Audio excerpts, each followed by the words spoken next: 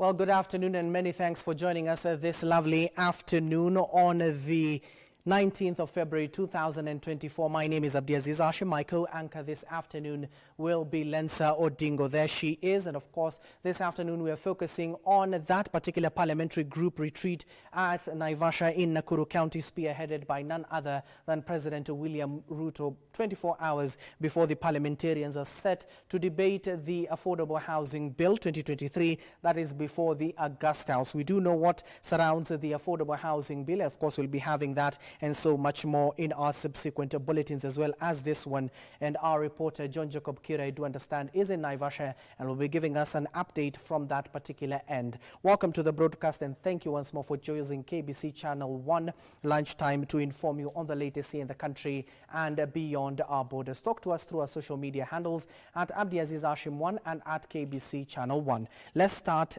informing you now, dear viewers, is that Nyamira Senator, that is Okongo Mogeni, and his Migori counterpart have asserted that Raila Odinga is suited for the position of the African Union Commission chairman due to his extensive political acumen. Now their sentiments were echoed by Suna West Member of Parliament, that is Peter Masara, who emphasized that Raila's pursuit of the AU chairmanship will not impede his future political aspirations.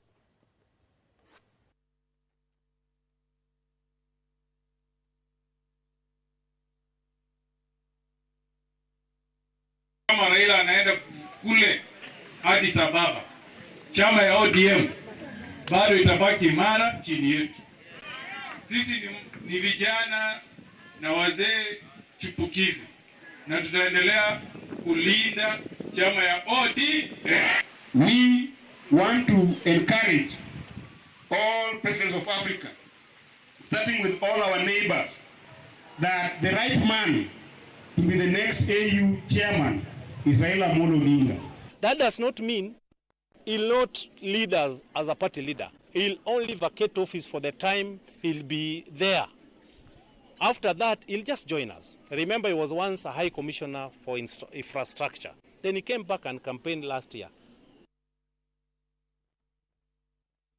And in other news, the Deputy Governors Forum is calling for unity between governors and their deputies to iron out disparities that undermine development in the counties. Now, speaking at a conference in Nyanyuki, Laikipia County, the forum's chairperson, Martin Moshisho, who is also the Deputy Governor of Kajiado County, cited Meru and Kisii counties as the most affected. These sentiments were echoed by Laikipia County Deputy Governor Ruben Kamuri, who said their positions are protected by the Constitution, hence the need for cordial working relationships with their bosses.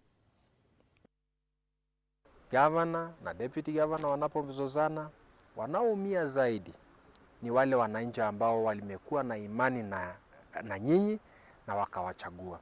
Lazima tushikilie ugatuzi, na tunapopigana vita ya kuhakikisha kwamba rasilimali na resources zimekuja katika county, lazima pia tuweze tuhakikishe kwamba kwanza tunaajibika katika hizo resources ambazo tunapata. Scenario tukienda hapo Kisii kuna shida, ukienda pale Meru kuna shida. Ukiangazia hizi shida zote ambazo zinakumbana na deputy governors, sana sana ni zile kuwa governor na deputy hakuna uelewano, na ile uelewano inakosa ni kukuwa lazima watu wakae chini wafanye kazi pamoja, because we are that devolution. Na that devolution kumaanisha ile makosa ambayo tulikuwa tunafanya mwaka wa kwanza, tamu ya kwanza, inafaa ikuwe isharekebishwa tamu ya pili. Now to the corridors of justice, where the residents of Lamu County are now more equipped with knowledge on how to access justice thanks to sensitization programs by the Judiciary and the human rights defenders in the county. Now Mpeketoni Law Court Senior Resident Magistrate, that is Nabwana Pascal, says the move has contributed to the access of justice for the community by keeping the implementation of duties of the court and the government departments transparent. Tunaonyesha uwazi wa mahakama, tunawapa nafasi ama fursa ya wananchi kuuliza maswali, na tukiwa hapo tuko na watu kutoka sekta tofauti tofauti. Tumekuwa na OCS, tumekuwa na county government officials, Ministry of Lands kutoka county government, tumekuwa na Kenya Wildlife Service officer in charge, tumekuwa na watu wa kutoka registration of persons na registration of birth.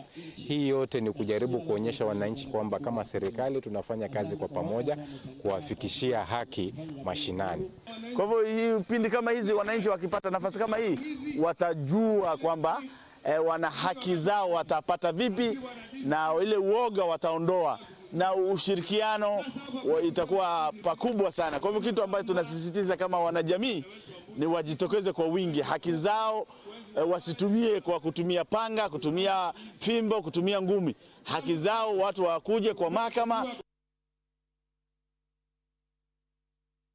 And now to the roads, where the Roads Safety Association of Kenya has blamed the rising road carnage in Kayole in Naivasha, Nakuru County on the lack of inspection of the public service PSV vehicles and trucks to rid off the roads vehicles found to be unroadworthy. Now, officials of the lobby group led by the Speed Governors and Road Safety Association Chairman, that is Edward Gitonga, also faulted the National Transport and Safety Authority NTSA for removing inspection stickers from the PSVs and lorries. Gitonga also urged the government to dual the Limuru-Mau Summit Highway in a bid to minimize accidents and reduce traffic jams that have become a headache to travelers. He further called for more patrols along the busy road to weed out rogue drivers. Hizi gari zikikosa kwenda inspection, brake zake zina fail, shida nyingi zinatokea pale, hata unaona gari zingine zimechakaa, sifai kuwa barabarani. Nasema the government must take caution now. I have said it and I repeat it here today, ya kwamba hii magari ya lori ni lazima mtindo ule wa zamani wa kurudi kule inspection urudi. Barabara haijui daktari, barabara hijui wakili, barabara hijui mwalimu, barabara hijui wewe mwanasheria, barabara hijui mtu yoyote, itakuangamiza. Now, the county government of Embu has announced a medical partnership with the Kirinyaga county government in a bid to curb cancer cases in the two regions. Embu County Governor Cecilia Mbarire says the move aims to tackle the high cost of hiring oncologists. Her sentiments were echoed by Manyata Member of Parliament, that is Gitonga Mukunji, who noted that there is need to allocate resources to sensitize the masses on the scourge that has claimed many lives. They were speaking at a funeral of a patient who succumbed to cancer.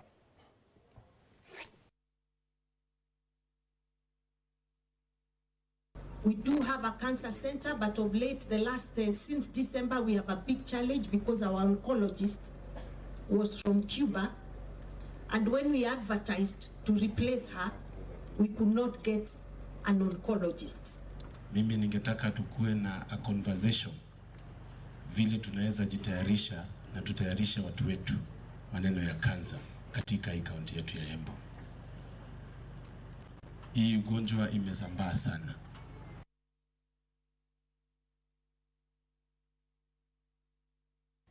And now to our top story this afternoon is that President William Ruto holds a Kenya Kwanza parliamentary group meeting in Naivasha, where he urged lawmakers to support the affordable housing bill that is currently before the Augusta House, 24 hours before the legislators are set to debate this particular bill at the Augusta House. I do understand that our senior political reporter, that is John Jacob Curie, is joining us this afternoon.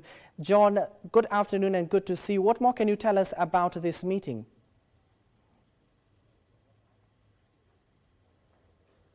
Thank you, Abdiaziz. Hashim. Like you rightly pointed, this is the first day of the joint cabinet retreat. Of course, the joint retreat that brings together the cabinet and members of parliament from the Kenya Kwanza side.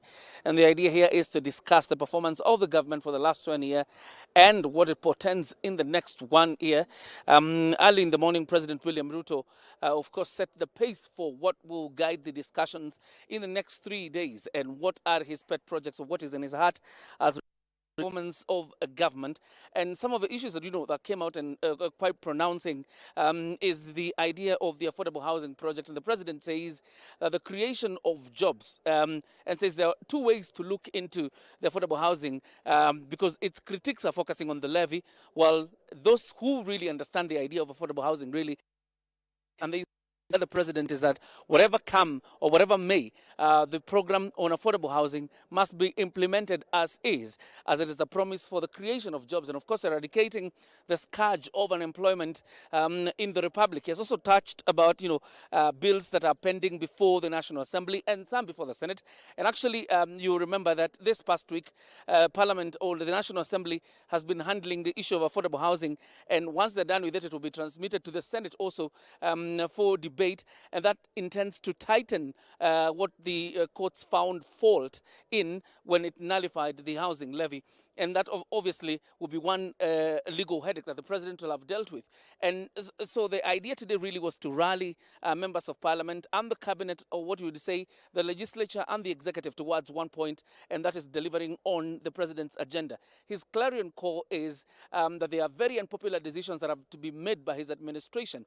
And he says where the country is today is as a result of people who took populist ideas and really not without giving regard to what you would say is the interest of the nation. And the president saying there are painful decisions to be made. We cannot be thinking about 2027 as is. Our focus is on the delivery of the manifesto, of the Kenya Kwanza manifesto. And the president says it is a transformative manifesto that once implemented is going to change the economic fortunes of the country. So the president or rallying members of parliament, who obviously some of them have been restless as regards the performance of government, the president telling them he's going to make unpopular decisions because at the end of the day, he's the one to be placed on the weighing scale. And he says those decisions will be unpopular, but then again meant to build the status, the economic status and the fortunes of the republic. Something that came out very interestingly, and this probably fault lies on the side of members of parliament, because you will remember everywhere the president has been, and indeed about 2 weeks ago we hosted the cabinet secretary for labor, the Honorable Florence Bore, and she announced about the job opportunities in Saudi Arabia, particularly the 2,500 opportunities in Saudi Arabia for nurses. Only 500 opportunities have been taken, and members of parliament appeared, to be surprised. They didn't know that these opportunities exist, and the president was asking them, what do you want me to do? I have announced these opportunities everywhere I have been to, in interviews, live interviews in TV. I have said these things as late as last week, but one, and the last week he's been to the Western Kenya, he's been to Central Kenya, he's announced those opportunities. Interestingly, members of parliament appear to be shocked that these opportunities really do exist. But the president said this is an opportunity they need to take up what is available in the digital space. And again, what the ministry, the Department for Diaspora Affairs, together with the Ministry of Labor, some of the opportunities that are being sought. In fact, he says the job opportunities, about 500,000 of them are in Germany, which means then those are other job opportunities that will be available for Kenyans in the country of Germany and so many other nations, really, that the president is seeking jobs for Kenyans, of course, abroad, and saying the foreign trips he's been making are not just out of it. They are geared towards ensuring that we bridge the unemployment gap in the country. And this conversation will continue, of course, for the next 3 days. I'm sure today, once he's done with legislators, tomorrow it will be full house for the executive. Of course, all of them are here because, like I said, it's a joint meeting between members of parliament from the National Assembly and the Senate and members of executive, that is the cabinet and the PSs. And this conversation is going to continue for the next 3 days, geared towards evaluating the performance of Kenya Kwanza so far. What are the weaknesses, what are the misses, what are the hits, and what needs to be done in the next 1 year. Remember, this is an annual event. It was there last year, just around the same time. And again, they congregate this time at Naivasha. The last one was at Nanyuki. This time they congregate at Naivasha just for the sole agenda of evaluating the performance of government. We'll be coming back to you because right behind me, as you can see, the meeting is still ongoing. The president is listening to submissions by members of parliament, and a section of members of his cabinet. Deliberations ongoing in that tent. But I'm sure within the course of this 1 hour, before we wind up the bulletin, they shall step out for lunch. We'll be able to grab a few of them, probably to just get an inward feeling of what the president has said, and some of the exchanges they've had with the president geared towards improving relations between the executive and the legislature, but most importantly, having synergy in the performance and execution of the Kenya Kwanza mandate, as well as implementing the manifesto of the Kenya Kwanza side of government, or the Kenya Kwanza administration. I will hand it back to you, Abdiaziz. Of course, we'll come back when they have taken the lunch break. Thank you so much. That is our senior political reporter, John Jacob Kuria from Naivasha in Nakuru County. Once you get a hold of those legislators during the course of this bulletin, we'll be coming back to you. Thank you for that, John. And of course, you'll inform us in our subsequent bulletins as well. Now to the education sector, where institutions offering technical courses are now recording an influx in the number of students opting to pursue technical courses despite qualifying for university education. The shift is largely being attributed to the changing market needs, with the majority of youth now focusing on being job creators as opposed to job seekers. And of course, this afternoon we feature the new thirst for technical education that has prompted technical training institutions to sharpen their curriculum to equip learners with both theory and practical experiences within the organization setup. Here is the story on the changing job market dynamics, as told by none other than our reporter Adan Ibrahim and voiced by Nancy Okware.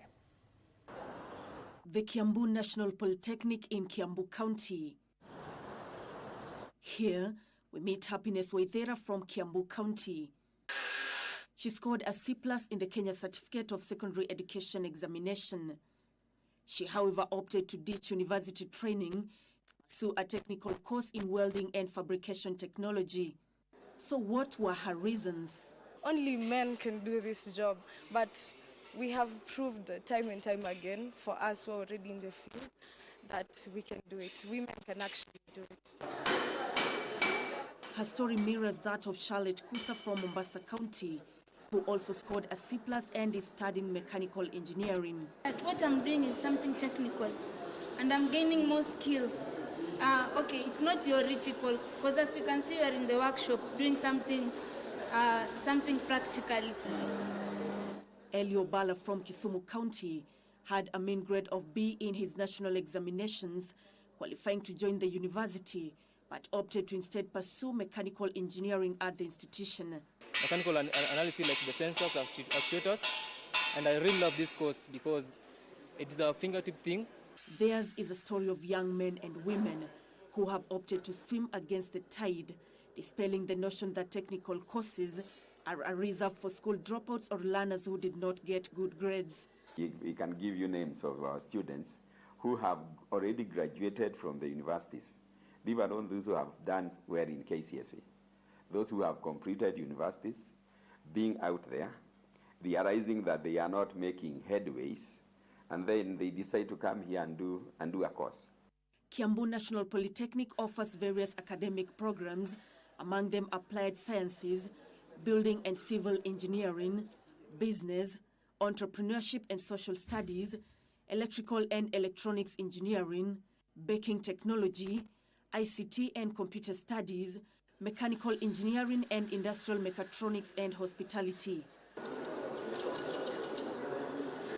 Learners who scored a C+ and above in the national examinations are enrolled in the institution to pursue specialized courses in level 6, such as automotive engineering technology, welding and fabrication technology, mechanical technology production, and baking technology. These people who did not get A's, normally they are gifted differently. When it comes to hands-on activities, you can bet they are very good at that. These are the same foods you find in the hotels. You find them being sold out there in the bakeries, like in supermarkets. So this is actual practical life. According to the institution's chief principal, Sami Waititu, the thirst for technical courses is driven by the changing market needs and demand for technical skills both locally and abroad. The dual training, the industry is able to select the workers. They conduct very thorough interviews. They do aptitude tests. Waititu says the institution has embraced a dual training model where 50% of the work is done in the classroom setup and the remaining 50% is a practical exercise. The practical aspect of the learning is a joint partnership between the government and the private sector players who allow learners to train within their industries and later absorb them as employees once they complete their studies. In fact, we had a challenge with one industry. The students were supposed to come and sit their final exam, but the industry was reluctant to release them because they were running a whole plant. And so according to the industry, releasing these 3 students would make their production stop. These, he says, is a training model implemented in other advanced countries such as Germany to ensure students are well prepared for the job market. The Kenya government and the German government, through GIZ, came in handy to sensitize the industry that this is good for you. They come here for one term, they alternate with another term at industry, following a specific curriculum. So by the time they are finishing the course, they are actually almost like employees at the company. And I think this is what has really attracted companies to partner with us. The data at the institution shows following the introduction of the dual training model in 2020, the number of students enrolling at the institution has doubled, as this model not only offers the necessary hands-on experience, but also creates a direct line for employment. Dual training is the answer to the skills mismatch. It is actually the game changer. Charlotte, happiness, and Ellie's decision to pursue technical education despite qualifying for university education puts into perspective the future of the job market. A majority of youth are recognizing the change in market needs, and the high unemployment rate requires them to do more than just think out of the proverbial box if they are to excel as job creators and not just job seekers.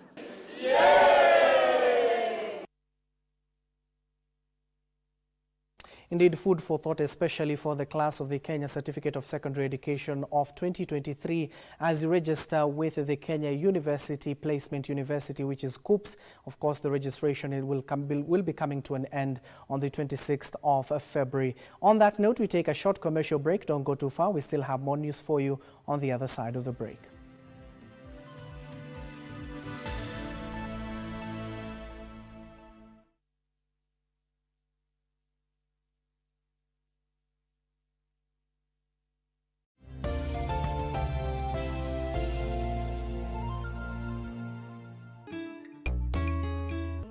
Naonelea next week unipatie hapo nikalime kidogo. Chukua hiyo kitabu tafadhali, utoke uende pole pole. Tumekaa tukaona sisi hatutaki mchezo. Mambo ya kufanya kazi mchana ilipitwa na wakati. Mchana nawe unafanya nini? Hii mama kaya hii vitu gani hiyo wanafanyia watu? Mimi ni the new general chief, general organizer, assistant manager. We.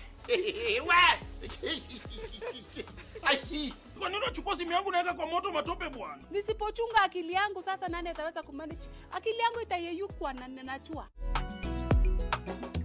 Itakuaje? Oya. Auntie akona ka forehead. Akona the mark of quality. Ameke rough denel am setan over. Nataka kumaliza mambo hiyo wedding. Kwanza kiukia kitu kia Patrick sana. Rosi pole. Umenimaliza kama chai kwa kikombe. Zote zimebaki December, September, October. Wanaona, anoma hizo wala. Ni kama tu nikuje nikwambie uko na kichwa kubwa. Sasa makosa si au sio? Ndio manake. Okay. Every Monday from 8 p.m. to 9 p.m. on KBC Channel 1。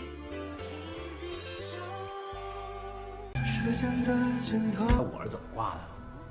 是被渴死的吗？脱水了，身体里的水都干了。毁灭？农场主挂了？这游戏到底要干嘛呀？行，跟我进来。壮观吧？这些都是聋子的耳朵。自打他们建成之后，在观测的频段就干扰不断，都跟6月13号晚上发生的一模一样。你和我观测到了宇宙闪烁。都是我，难道你不想知道真相吗？啊？时间的尽头。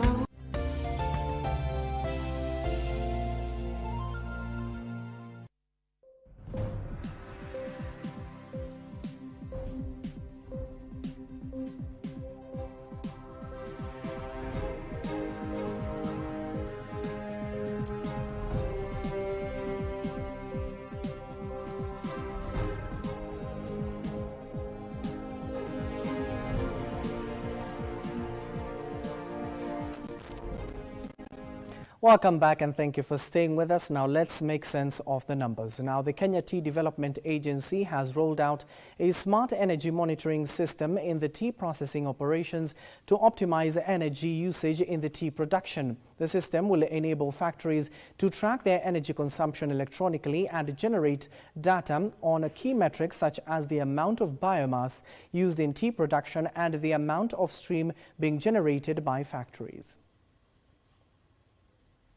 The program aims to optimize energy use and improve sustainability across tea production and is currently being piloted at Itumbi and Kiru tea factories. Speaking while assisting the program at the Kiru tea factories, KTDA Foundation General Manager Sudi Matara said KTDA is looking to leverage energy efficient system to lower the cost of operation and bring down emission as a way of mitigating against climate change. And today we are in Kiru tea factory to launch a program that we call Smart Energy Management System that would help us address issues of cost.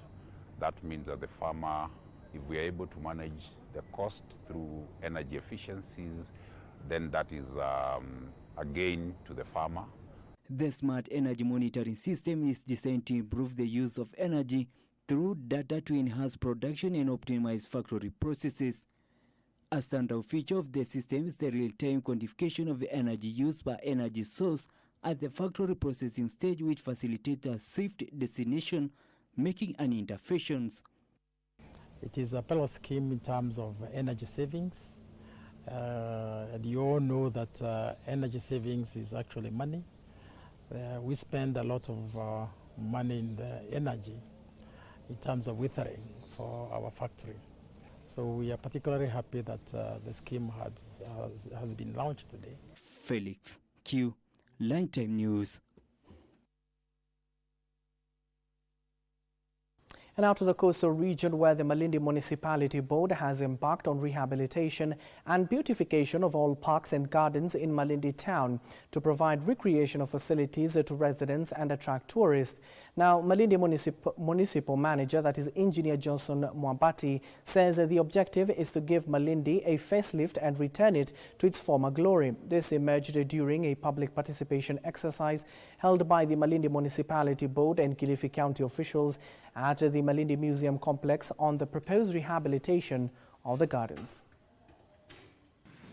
Tunataka kuunua Malindi irudi tourism pale ilivyokuwa hapo awali, wageni warudi wawe wengi, amani ipatikane kwa uzuri, na yakipatikana hayo na mengine yote yatafuata na kila kitu kitakuwa sawa kwa uwezo wake Mwenyezi Mungu. Tutakaa na administration ya Malindi Municipality kulipitisha lile wazo la governor ambao amesema Malindi majumba yote hapa kwa rangi moja, especially yale majumba ambayo yako barabarani ambapo rangi yake kama ni nyeupe, ilete mvutio mzuri wa kung'ara na ule usafi upatikane wa hali ya juu. Due to the growth of population in Malindi, there's a lot of garbage that needs to be worked on within Malindi Municipality. So we had to introduce night shift of garbage collection, which has really helped a lot as we.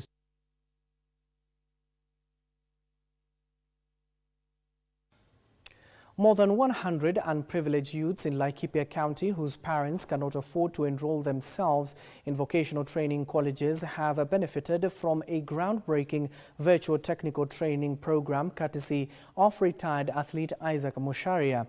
Now, each of the students will receive 4,000 shillings to buy basic tools at the start of each course, with those qualifying getting businesses startup loans of between 200,000 Kenya shillings and 500,000 from the Kensued, with the progress being monitored closely.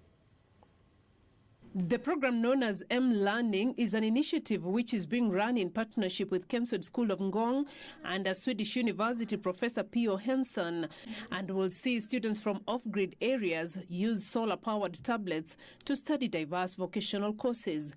So we are focusing on young adults from 16 and above, which are jobless or dropped out school, or they are interested but maybe not interested in university. They have practical skills. The beneficiaries will undertake theoretical learning and practical training in any of the 50 courses uploaded from the tablets, and their progress monitored frequently using artificial intelligence for 6 months before taking a trade-grade exam done by Technical and Vocational Training Board.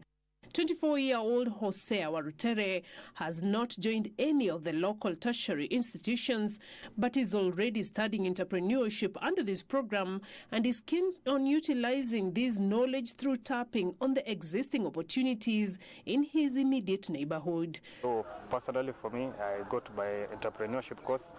Here there are videos, so I can check out, and there's a lot of theories.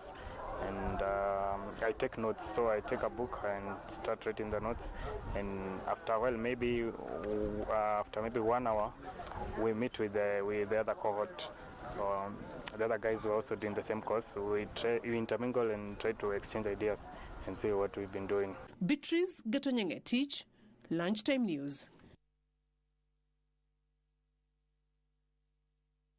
In the education confines, a group of young professionals under the name Sparkling Minds Association in Mombasa County has partnered with the Kenya National Library Services to provide books to children and youths in informal settlements in the region.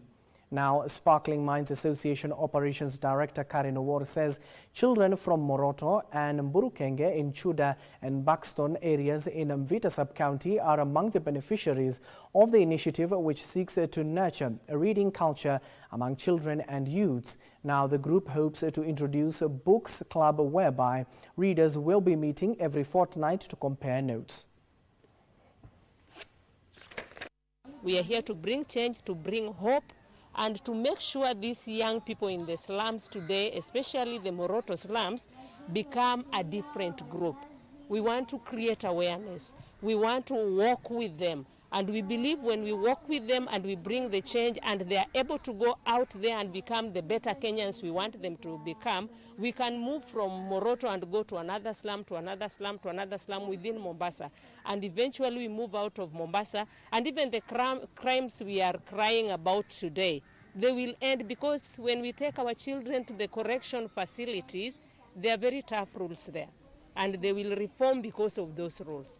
But if I change as Karen, because I know the importance of reading, it has changed me and it has made me a better person. I want to insist that it should not only be targeting the slums area, we should be targeting Mombasa as a whole, because if you look at our academic performance, it's really a concern. I appreciate that in Mvita we are doing well, but the other areas, the other sub-counties, we are still performing down or very low, and it needs concerted efforts, not only from this group, but from all the leadership of Mombasa County. Watoto wetu walikuwa ikifika Jumamosi na Jumapili ama katikati ya wiki ni kucheza tu. Hasa nafurahia sana hii event imeletwa. Hata tumeungana hapa leo hivi. Nimeona watoto wengi wamekuja, wamejitokeza. Ni furaha kwangu. Pia watoto wameweza kupata textbook. Storybooks zilikuwa hazipatikaniwi. Tumeletewa storybooks hapa hivi karibu. Also, Alliance for Green Revolution in Africa country manager John Masharia says there is need to subsidize mechanization of agriculture by focusing on reducing the cost of solutions such as smart storage, tracking systems and climate-controlled warehouses to boost its adoption, especially by smallholders farmers. Now, Macharia says that this will help them to minimize post-harvest losses and boost Africa's GDP by up to $200 million.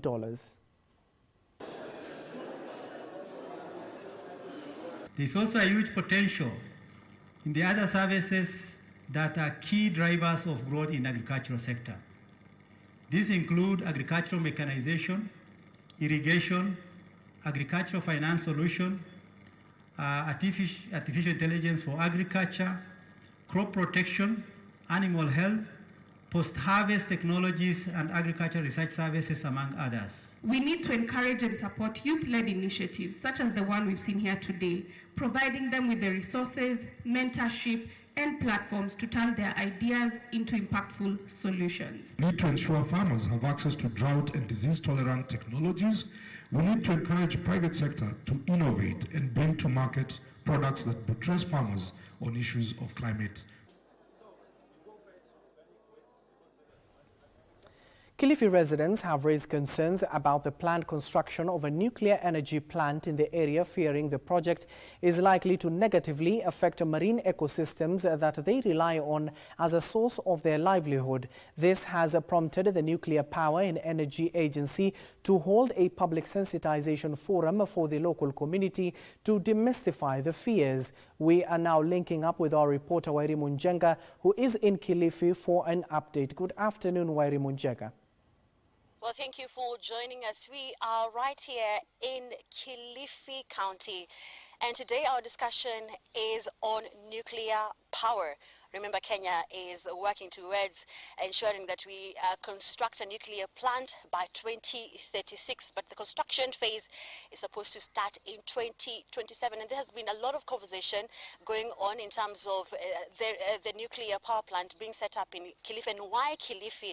And right here with me, I'm joined by Winnie, Dr. Winnie Dubai, who is the Director Strategy and Planning at NUPEA, that is the Nuclear Energy, and that is the organization that is handling this matter. Just tell us why Kenya is introducing nuclear plant at this time, where we also have other energy sources in the country which are renewable and clean energy. So here she is with us, and just to get right into it, Dr. Winnie, I'd like to know why Kenya is introducing nuclear power plant at this point. Thank you very much. Indeed, we're very excited to be here in Kilifi because this is the best site that has been located for the first nuclear power plant in Kenya. The idea of nuclear power in this country was conceived in the year 2010. That was when the National Economic and Social Council was projecting the development of the country to a middle-income country. So one of the major reasons that why we're going nuclear is because we are expecting to have significant increase in electricity demand in the country. And so we will require additional sources other than the conventional sources that we currently have. For example, we have a lot of geothermal resource, we have got a lot of hydro, solar, wind. All that is already being harnessed, but as we project for this growth of demand to increase significantly with the implementation of the Vision 2030 flagship project, then we need to have additional power. Other than the sufficiency of power, we also need power that will be stable and available throughout, because as we set up industries cannot run on intermittent source of electricity. For example, like what comes from solar and wind. So nuclear is being introduced not as a competition for other sources of energy, but as a complement, so that the country can be able to harness all the renewable energy resources, but also answer to the question of stability. Nuclear energy also presents a very good pricing for electricity. As we know, we have struggled a lot with the pricing of electricity in this country. We are always complaining, right from the domestic front, the industrial perspective. Everybody needs the cost of electricity to come down, because that will also enhance the competitiveness of the products and services that come from this economy. So the prospect for nuclear is also that it will bring down the cost of electricity in the country. There are a lot of misconceptions about nuclear energy, and I'd like you to demystify them for Kenyans out there and residents, of course, of Kilifi County. How safe is nuclear? Nuclear power is extremely safe. I wouldn't mind to live within a nuclear facility because I totally understand the heavy requirements, both at the national level and international level, for the establishment of any nuclear power plant or any nuclear facility. And so I know there's a lot of misconception, and one of the greatest misconception is about nuclear waste. Nuclear generates some radioactive waste through, after the fission process, there are certain products that will come from that process, and it is radioactive. It can be harmful to people and to the environment. But as we prepare for the establishment of this plant, we are taking all necessary measures to ensure that our nuclear power plant will be able to manage the waste safely and sustainably for the environment. There are already established international mechanisms of managing radioactive waste. Kenya as a country will also be required to accede or sign up to international protocols on the best ways of managing the radioactive waste that comes from the nuclear facilities. We also already have a nuclear law, the Kenya Nuclear Regulatory Act, that has already provided a clear prescription of the need for safe handling of this waste. The regulatory body, the Kenya Nuclear Regulatory Authority, has also been established under the same act and will provide oversight for the management of that waste. I want to assure Kenyans that we are doing the nuclear power program in a very responsible manner, and there will be no harmful effect to the environment and the people. So that's one of the misconceptions. The other misconception is that there will be irresponsible displacement of people. And maybe let me speak to the siting of this within the Kilifi County. So the Kilifi County was cited after a very clearly described scientific criteria. And so we are cognizant of the fact that people are living in places where we are going to host the nuclear power plant. And we will follow all the laid down laws and regulations in terms of compensation and ensuring that we will not displace a big number of people. Another misconception is that we will require large tracts of land. Nuclear power plants are very dense in terms of output vis-a-vis the size of the land that is used. So we are going to use a very small area of land. Of course, there will be some extra parcels of land required for emergency preparedness. We are very, very careful to ensure that even if we will never have any nuclear incident or accident in 100 years, we will be prepared for any eventuality. Have you begun acquiring the land? We have actually been in discussions with the Kilifi County government and local communities, and also in collaboration with the National Lands Commission and the Ministry of Lands. So discussions are ongoing.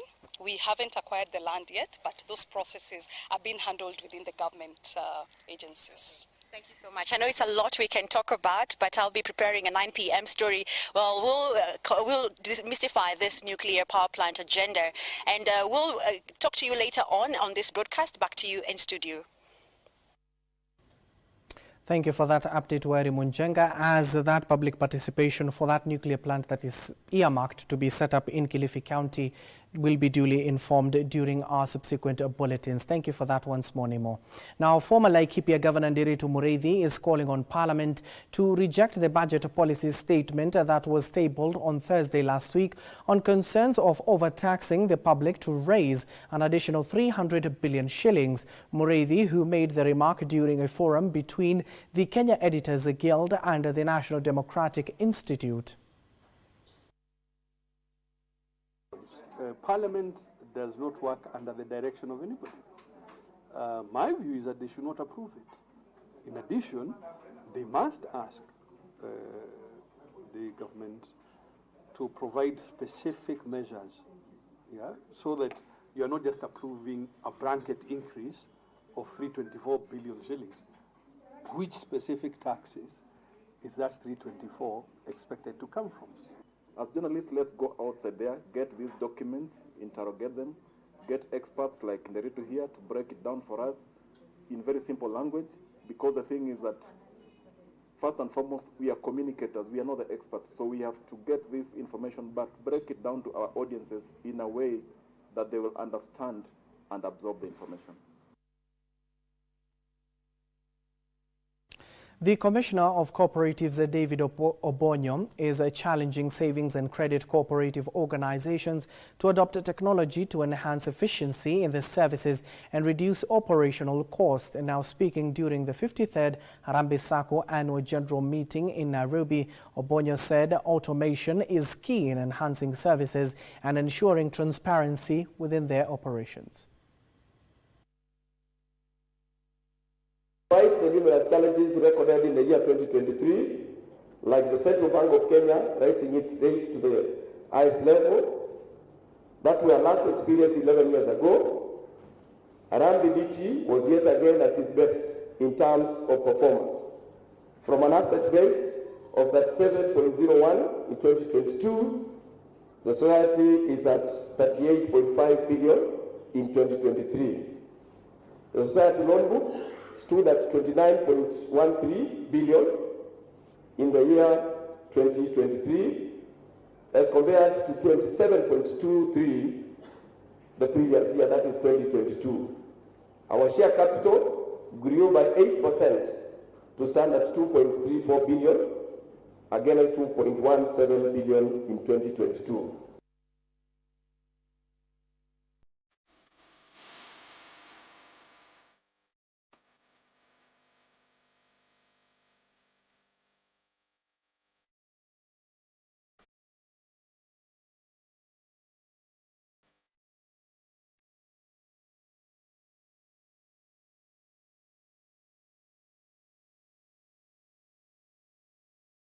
And now finally, let's play. AC Milan missed the chance to leapfrog second-place Juventus in the standings after suffering a disappointing 4-2 loss away at Monza. Now, a goal apiece at AC Monza's Matteo Pessina and Dani Motta put the host 2-0 up at half-time. Milan substitutes Olivier Giroud and Christian Pulisic leveled the score in the second half before two late goals earned Monza 3 well-deserved points on the Serie A table. Pessina strokes it past Magnon. Over the top, curling in the American's header, and there is Olivier Giroud. He's going to go on his own. Christian Pulisic. Maldini lays off, and Monza have retaken the lead. To finish this match in style, Lorenzo Colombo, on loan from Milan, buries the fourth goal. Now, still within Europe, Hurricanes' late goal wasn't enough to save Bayern Munich from defeat against VfL Bochum. Now, Bayern took an early lead before conceding 2 goals by half-time and a third from a penalty kick in the 78th minute. Well, of course, that brings us to the end of our bulletin, but let me inform you that the English Premier League continues this week, and of course, Everton faced on Crystal Palace and Manchester City are expected to take on Brentford tomorrow, and as well as the Champions League round of 16 continues with Inter versus Atletico Madrid and PSV against Borussia Dortmund. Don't forget those matches will be taking place tomorrow. That marks the end of our bulletin. Do join us in our subsequent bulletins. My name is Abdiaziz Hashim and my co-anchor this afternoon has been Lensa Odingo. Good afternoon and see you tomorrow.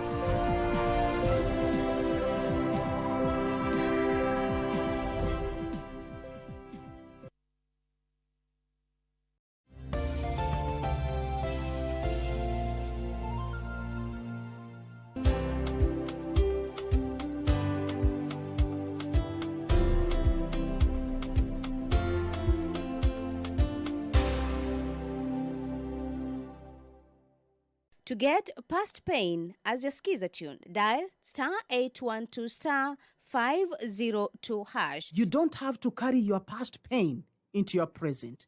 Your generation doesn't have to go through the pain you went through. You have what it takes to bring a new life, a new breath, a new atmosphere, a new name into your generation. Don't just sit and watch a repeated pain. To get past pain, dial *812*502#.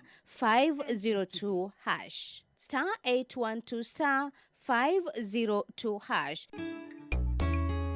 Nilikuwa naonelea next week unipatie wapo nikalime kidogo. Alikuwa hiyo kitabu tafadhali utoke uende pole pole. Tumekaa tukaona sisi hatutaki mchezo. Mambo ya kufanya kazi mchana ilipitwa na wakati. Wachana naye unafanya nini? Hii mama kaya hii vitu gani hiyo wanafanyia watu? Mimi ni the new general chief. General Organizer Assistant Manager. We. Kwa nini unachukua simu yangu naweka kwa moto matope bwana? Nisipochunga akili yangu sasa nani ataweza kumanage? Akili yangu itayeyukwa na ninajua. You'll never have her again. Don't underestimate me. What was that woman doing here? Let him into the garden so that your father wouldn't notice him. Well, it's all right. It's only natural that he wants to see Nora. No, but Rodrigo doesn't want to see your sister. He wants to see you. No. Marcelo Escalante has a very complicated life. Why do you want to have more problems? Well, problems mean nothing to me. You'd better start to forget about that man. Do you understand? You should have considered it before coming back here, would you say? But whether you like it or not, this is also my house. Therefore, I'm staying right here. Well, I'm terribly sorry for you. I demand you to tell me the kind of relationship that you have with Marcelo. Answer us.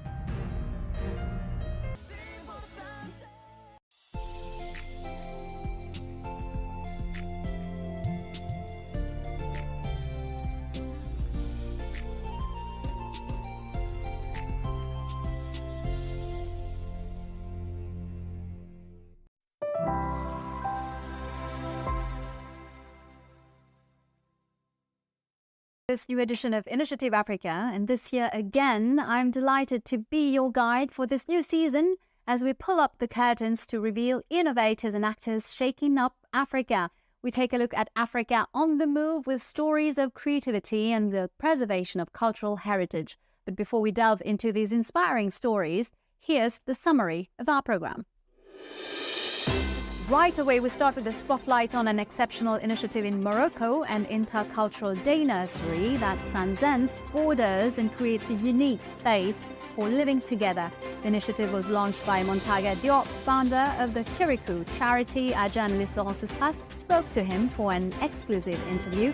Let's find out more about this extraordinary adventure. The Intercultural Daycare is set up by an association, the Kirikou Intercultural Association, which I founded and chaired. The idea was to welcome migrant children and Moroccan children. We head for Kigali to explore the booming world of contemporary painting, where every canvas tells a story, every brushstroke traces the path of Rwanda's artistic renaissance. We are very thankful now that Rwandans have given the art the value that it needs and the international recognition of Rwanda for the best performances. Looted in 1892 back in Cotonou in 2021, the 26 works of art of former Dahome's kingdom have been returned to Benin. What impressed me the most is this aisle here, which talks about our Amazon women, especially Queen Tassi Hangbe. Was actually the first woman on the throne. And it's to the Pearl of East Africa that we take you to discover an artistic explosion. Follow us to Kigali, where contemporary painting driven by passionate artists like Pacific Nyonsenga transcends borders. Between vibrant galleries and daring initiatives, immerse yourself in this creative universe where every brushstroke is a story, every canvas a testimony. Welcome to the heart of Rwanda's artistic effervescence, where the promise of a vibrant future can be seen on every canvas. Our journalist Alexandra Vepierre went there to find out more. Take a look. Ivuka Arts, the country's first modern art gallery, opened in Kigali's Kasiru district in 2007, is now closed. 16 years later, the city now boasts around 20 such galleries. A self-taught musician, dancer and painter, Pacific Nyonsenga, opened his own gallery in 2015, the Neo Arts Gallery. This former street child, adopted by a Canadian missionary couple, donates 40% of the gallery's profits to his association, the Neo Foundation, which helps children. Today, Neo Arts Gallery hosts 17 artists in residence, mainly from Rwanda, but also from East Africa. In 8 years, Pacific Nyosenga has seen the arts industry develop in his country. I would say our industry is growing. In 2015, you have nothing. You haven't sold so many pieces on your own to get enough capital. The materials was not easy to find, and all those things. But today we have everything and we are doing great. We are very thankful now that Rwandans have given the art the value that it needs, and the international recognition of Rwanda for the best performances. Tourism is coming a lot, so we get appreciation of our art through the tourists coming through. That motivates us to create a lot. Thanks to Rwanda's tourism policy and social networks, more and more tourists are discovering and buying Rwandan paintings. Some artists have also been invited to exhibit in international galleries. 65–70% of our clients are from America. And then we have few Europeans, we have few Africans, very few Rwandans. I mean, you also have to understand that art, it's not a basic need. And usually Rwandans are trying to first take care of the basic needs and then come to luxury items later. Although some artists break through abroad, few manage to make a living from their art. There's a lot of misunderstanding about artists, and they don't receive any state support. The majority of artists learn on their own, relying solely on the sector's strong sense of mutual support to improve their techniques and understand the environment. There's currently one art college located in Rubavu in the west of the country. The Nyondo Art School offers sections in graphic art and sculpture and ceramics. But once they have finished their studies, many students leave for other countries because of lack of opportunities. It was with this in mind that Kenneth Nkuzi set up his own gallery. Trained as an architect and painter, he grew up with 5 brothers, all of whom became artists. In his brother's gallery, Kenneth regularly receives calls from young artists wanting to be exhibited. Last March, he opened his Mats gallery to help these young people. It's always been a question of exchange. So most of my sessions with them, it's through chatting, like through engaging, through conversations, like what can I do more? It starts from creating to exhibiting to using platforms like social media to also networking, like not just being stuck here, but also reach out to other galleries and see how they operate. This solidarity also exists among women artists. Virtually absent from galleries, Rwandan women artists exist, but